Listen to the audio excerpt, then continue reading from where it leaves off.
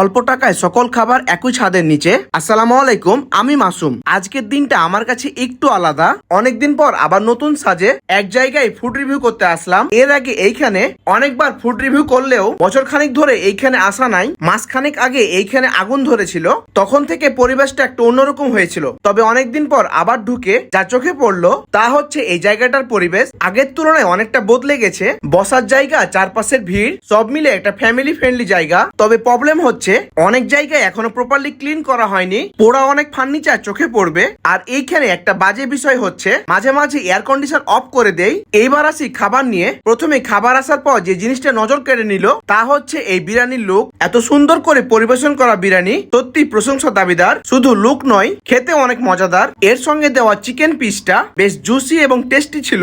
Rice প্যাকেজটাও test করেছি, এর সঙ্গে আচারি চিকেন এবং ক্রিস্পি চিকেন থাকায় একদম কমপ্লিট মনে হয়েছে। তবে সত্যি বলতে কি, এই দুইটার ভিতরে আমার সবচেয়ে পছন্দ হয়েছে এই বিরিয়ানিটা। খাবারের পাশাপাশি এক্সট্রা আইটেম হিসাবে আমরা নিয়েছিলাম অফেল। আমি কিন্তু অফেল লাভার না, তবে ট্রাই করার ইচ্ছে ছিল খুব। যারা মিষ্টি এবং চকলেট আইটেম পছন্দ করেন তাদের জন্য এটা একদম পারফেক্ট। এইটা অনেকটা ডেজার্টের মতন, তবে সাইজটা অনেক বড়। 2-3 জন মিলে আরাম আইসে খেতে পারবেন। এরপরে আসি বাবল কফিটার বিষয়ে। এইটা আসলে কোল্ড কফি, যার কারণে বেশ ভালো লাগছিল।